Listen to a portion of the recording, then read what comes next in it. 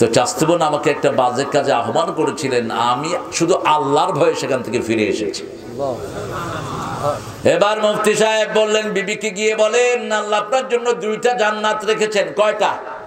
ওয়ালিমান খাফা মাকামা রাব্বিহি জান্নাতান। হারুনুর রশিদ খুশি হয়ে বিবির কাছে গেলেন, বিবি তুমি যেটা বলেছো সত্য না? কি সত্য না? কি দলিল আছে তোমার কাছে? দলিল হলো 2টা, একটা হলো কোরআন আর একটা হাদিস। ঠিক না ঠিক? কয়টা দলিল? এলেমও 2টা, একটা কোরআন আর একটা। এজন্য কোরআন শরীফ যেখানে নাই সেখানে করোনার ভয়ে শুধু স্কুল বন্ধ হয়, কলেজ বন্ধ হয়। কোরআনের ভয় যাদের মধ্যে নাই টাকলা মুরাদের মতো বেজ্জতি হয়, মুখে যা আসে বেফাস কথা বলে। ঠিক কি না? আর যারা কোরআন আছে তাদের ভিতরে, তারা কখনো বেফাস কথা বলতে পারে না। সংযত, শালীন, ভব্য, সুন্দর কথা তারা বলে। হারুনুর রশিদ বললেন, বিবি আমার চাচতো বোনের সাথে আমার একটু সম্পর্ক ছিল। যখন চাচতো বোন আমাকে বাজে কাজের প্রস্তাব দিয়েছে, আমি শুধু আল্লাহর ভয়ে ফিরে এসেছি। আর মুফতি সাহেব বলেছেন, আল্লাহ বলেছেন যে আল্লাহর ভয়ে কোনো কাজ থেকে ফিরে আসে আল্লাহ তাকে কয়টা জান্নাত দিবেন? ওয়ালিমান খাফা মাকামা রাব্বিহি জান্নাতান, 2টি জান্নাত দিবেন। আল্লাহু আকবার। বিবি মুস্কি হাসছে। কয় মুস্কি হাসো কেন? তোমার চরিত্র যে ভালো ওটা বের করার জন্য আমি ওই কথা বলছিলাম। ওইটা না বললে তো এটা বেরোইতো না, তুমি যে ভালো মানুষ। সুবহানাল্লাহ বলবেন না? স্বামী স্ত্রীর সম্পর্ক কি মধুর হওয়া উচিত। হ্যাঁ, আমাদের দেশে প্রেমের কবিতা কয় ওই বান্ধবীদের জন্য, শয়তান কোথাকার। তুই মেয়ের বিয়ে করস না, এর কাছে প্রেমের কবিতা পাঠাস কেন? প্রেমের কবিতা পাঠাবি বিয়ের পরে। বিয়ের পরে তোমার বিবির জন্য তুমি প্রেমের কবিতা লেখো। ওই 2টি চোখ যেন জলে ভেজা পদ্ম, যত দেখি তৃষ্ণা মেটে না। ওই ভীরু বাঁকা ঠোঁটে পূর্ণিমা চাঁদ উঠে, হাসলেই ঝরে পড়ে জোছনা। এটা তোমার বিবিকে নিয়ে তুমি লেখো, সোয়াব হবে প্রতি অক্ষরে অক্ষরে। আর আরেকজনের মেয়ের কাছে লিখবি, তোর আমলনামা জিনায় ভরপুর হয়ে যাবে। ঠিক কি না?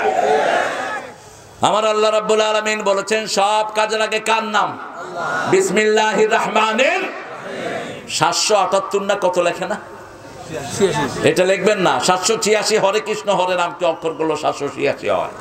এটা ইহুদিরা কোরআনকে বেজ্জতি করার জন্য বের করেছে। কোরআনের শুরুতে যে সমস্ত সূরার বিভিন্ন অক্ষর দেয়া আছে, নাম্বারিং, এগুলো হারাম। এগুলো কখনো ব্যবহার করবেন না। এগুলো ব্যবহার করে করে তাবিজ দেখে, তাবিজগুলো হারাম। কোন তাবিজ রাসূল লেখেন নাই। তাবিজ যারা লেখে তারা মুশরিক হিসাবে যাবে আল্লাহর কাছে। খবরদার, আপনাদের এখানে বিশ্ব তাবিজ কম। হ্যাঁ, তাবিজের ব্যবসায়ী আছে না? মূর্খ, তুই এটা করস কেন? কানা ইয়াকরাহু তামাইম মিনাল কোরআন মিন গায়রিল কোরআন।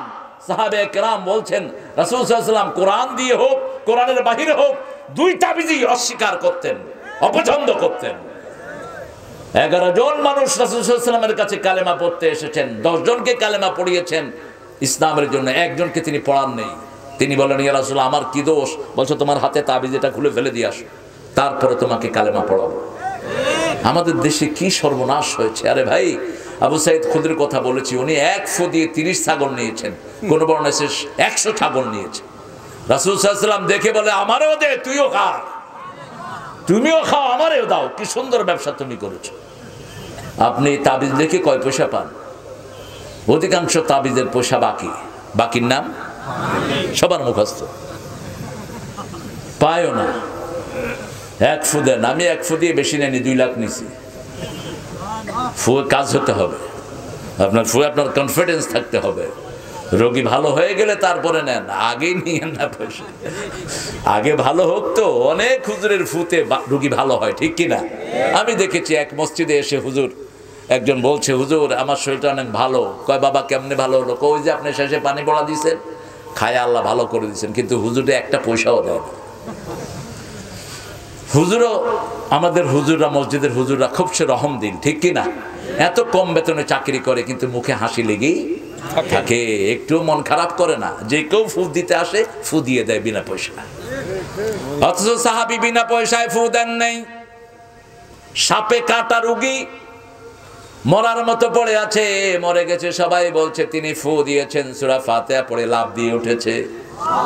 লাফ দেওয়ার পরে তিনি বললেন আমারে দুধ খাওয়া। 2-3 কেজি দুধ খাইলেন কয়েকজনে মিলে। কয় আর কি? কয় 30টা ছাগল দে। কয়টা? 30টা ছাগল। হ্যাঁ, গরিব মানুষের উপর আপনার 20টা ছাগলের কথা কইেন না। ওই বেটা তো নিজেই খাইতে পারে না, আপনারা দিবে কি? ওই রাসূল সাল্লাল্লাহু আলাইহি ওয়াসাল্লামের কাছে এক সাহাবী এসেছেন, রোজা ভেঙে ফেলেছেন। রাসূল সাল্লাল্লাহু আলাইহি ওয়াসাল্লাম বলে যে তোমার তো কাফফারা দিতে হবে। হুজুর কাফফারা কি? কয় 60 জন মিসকিনকে খাওয়াইতে হবে। কই ইয়া রাসূলুল্লাহ, মিসকিনকে খাওয়াবো? আমার চেয়ে বড় মিসকিন তো কেউ নাই। কত তুই নিজে খায়া ফেলে যা, তুমি নিজে খায়া ফেলাও, তোমার চেয়ে গরিব যখন আর কেউ নেই। ইসলাম কত সুন্দর, আলহামদুলিল্লাহ বলেন। সব কাজের আগে কার নাম শিখিয়ে দিবেন, বাচ্চাদের ঘরে শিখিয়ে দিবেন। রাসূল সাল্লাল্লাহু আলাইহি ওয়াসাল্লাম বলছেন ঘরে থাকলে তোমরা 3টা কাজ করো। কয়টা? ঘরে ঢুকলে আল্লাহর নামে ঘরের দরজাটা লাগাও। 2 নাম্বার, কোন পান পাত্র খাওয়ার পাত্র থাকলে বিসমিল্লাহ পড়ে ঢেকে দাও। 3 নাম্বার, যখন তোমরা ঘুমাবা রাত্রে আলোটা নিবাও। আলোটা নিবাও, ডিম লাইটের কোনো প্রয়োজন না। হাদিসে